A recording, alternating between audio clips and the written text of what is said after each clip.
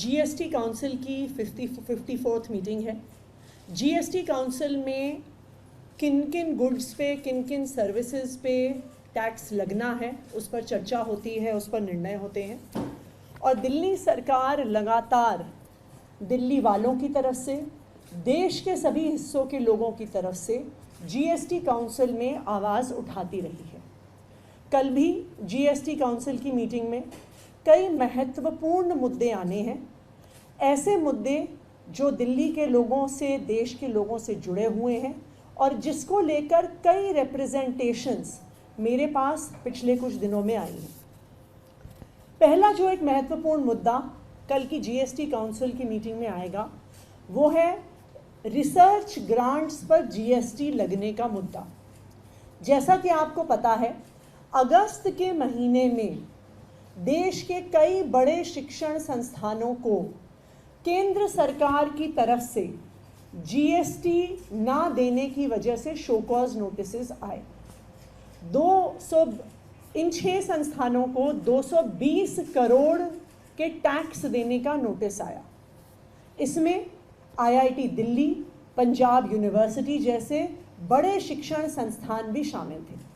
केंद्र सरकार का कहना था कि जो रिसर्च ग्रांट्स आईआईटी दिल्ली को मिली हैं, जो रिसर्च ग्रांट्स पंजाब यूनिवर्सिटी को मिली हैं, जो रिसर्च ग्रांट्स अन्य कॉलेजेस और यूनिवर्सिटीज़ को मिली हैं, 2017 से 2024 तक का जीएसटी उनको देना पड़ेगा। रिसर्च पर जीएसटी लगना बिल्कुल गलत है और दिल्ली सरकार उसका पुरजोर विरोध करती है। दुनिया में कोई ऐसा देश नहीं है जो रिसर्च ग्रांट पर जीएसटी लगाता हो।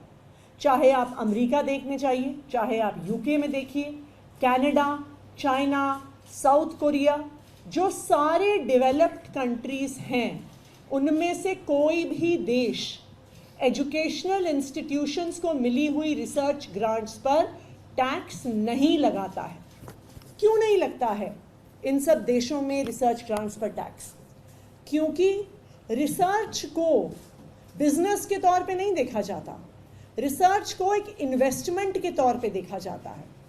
आज अगर आईआईटी दिल्ली में साइंस एंड टेक्नोलॉजी पे रिसर्च हो रही है, नैनो टेक्नोलॉजी पे रिसर्च हो रही है, बायोटेक्नोलॉजी पे रिसर्च हो रही है, नए प्रकार के कोडिंग प्रोग्राम्स बनाने पे रिसर्च हो रही है, मटेरियल साइंसेस पे रिसर्च हो रही है, किस तरीके से अच्छी सड़कें बन सकती हैं, किस तरीके से अच्छी गाड़ियां बन सकती हैं, किस तरीके से हायर स्पीड पे चलने वाले एयरक्राफ्ट्स बन सकती हैं। अगर ये सब रिसर्च आईआईटी दिल्ली में और अन्य शिक्षण संस्थाओं में हो रही है, ये आगे चलकर भारत के विकास में कंट्रीब्यूट करेगा।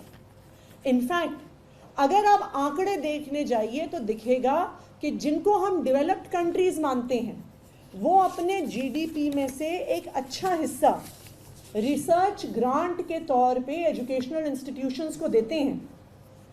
इजराइल 4.94% अपने जीडीपी का रिसर्च में लगाता है।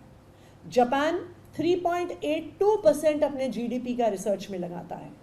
यूएसए 2.83% अपने जीडीपी का रिसर्च में लगाता है। जर्मनी 3.13% लगाता है। ब्राज़ील, जो खुद भी एक विकासशील देश है, 1.16% अपना जीडीपी रिसर्च में लगाता है। परंतु भारत, जो कहती है हमारी केंद्र सरकार कि हम विश्व गुरु बनने का प्रयास कर रहे हैं, भारत ने, भारतीय जनता पार्टी की केंद्र सरकार ने प्रधानमंत्री नरेंद्र मोदी जी के नेतृत्व में 2014 से लेके आज तक जो रिसर्च में पैसा दिया जाता है उसको घटा दिया है।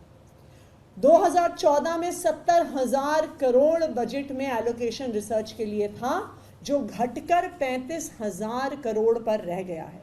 यानी 0.65% ऑफ द बजट, जो भी कम था, उससे भी आज घटकर मात्र 0.41% बजट हमारी सरकार रिसर्च पे लगाती है।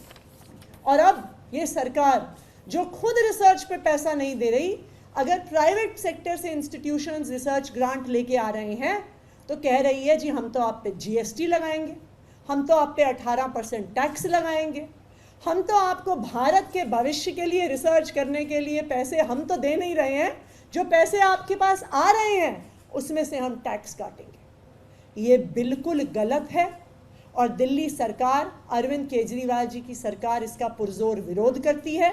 और कल जीएसटी काउंसिल में दिल्ली सरकार ये मांग करेगी कि जो रिसर्च ग्रांट्स पर जीएसटी लगाया गया है उसको तुरंत हटाया जाए और एजुकेशनल इंस्टीट्यूशंस को जो रिसर्च ग्रांट मिलती हैं उसे जीएसटी से एग्जेम्पशन दी जाए। खबरों के ताज़ा अपडेट के लिए चैनल को लाइक, शेयर और सब्सक्राइब करना ना भूलें।